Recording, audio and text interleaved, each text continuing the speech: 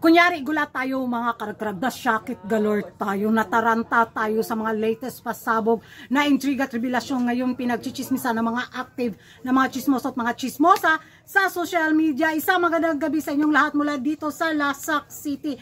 Pagka-open ko talaga sa mga kaganapan ngayong mga karagkarag kasi nga brand out na naman dito sa Lasak City kanina, kaya ayun, na-late ako sa mga kaganapan sa mundo ng chismisan galore sa beauty pageant. Pero pag-open ko talaga, kunyari nagulat, ay,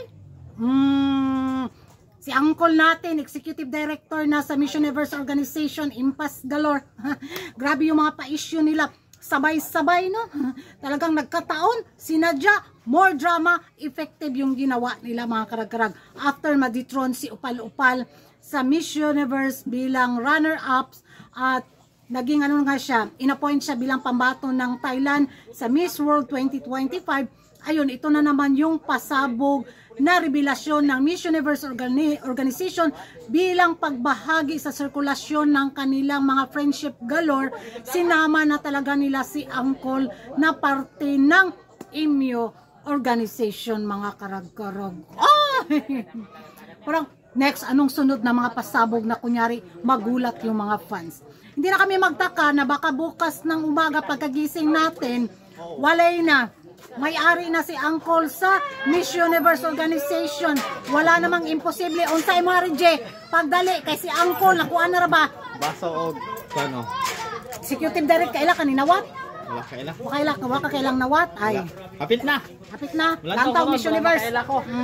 Kay, kuha na siya. Hapit na siya, mahimong tag-iya sa Miss Universe Organization. Unsay may mo na net? Dahil pansit kanto niya yellow, te. Grabe talaga sila gumawa ng mga pa-trending, ng mga pa-intriga, mga karkarag na tiyak na pag-uusapan talaga sa social media. Very effective naman. At dito nga, para gusto sigurong tabunan ng Miss Universe Organization yung issue kay Opal para hindi bitaw lumamang yung TPN at ang Miss World. Ayun, ito na naman yung pa-intriga nila sa pasabog na ginawa nilang executive director si Uncle sa Miss Universe Organization. Ay, naunsa naman yung taon nga Miss Universe pageant. Ay, nawala na talaga yung essence, yung yung dating nakasanayan nating Miss Universe nung kabataan natin na okay, yung kilig, yung excitement bitaw natin na mapanood, makita yung mga kandidata. Ngayon parang okay, next.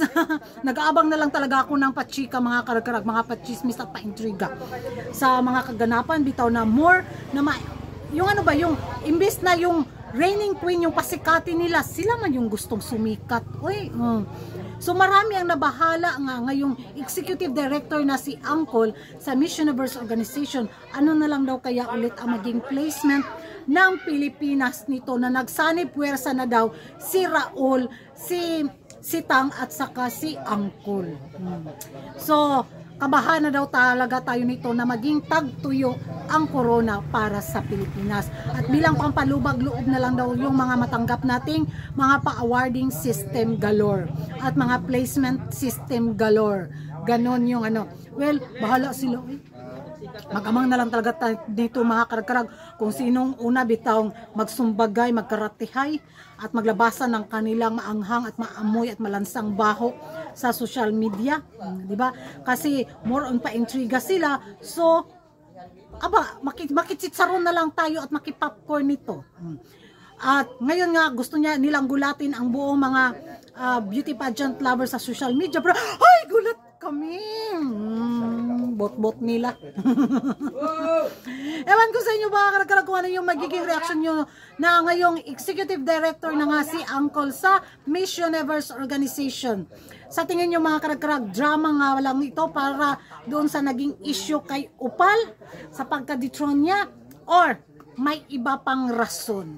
Kung may alam kayo mga chika pa mga karagkarag, comment down below. Kung hindi ka pa nakapag-subscribe sa YouTube channel ko, don't forget to like and subscribe. Kuragan Karag, ang babaeng lagi nagkarag-karag. And hit the notification bell para updated kayo sa mga latest update, late na mga pa-intrigue at iskandalo sa mundo ng beauty pageant. And that's all for tonight.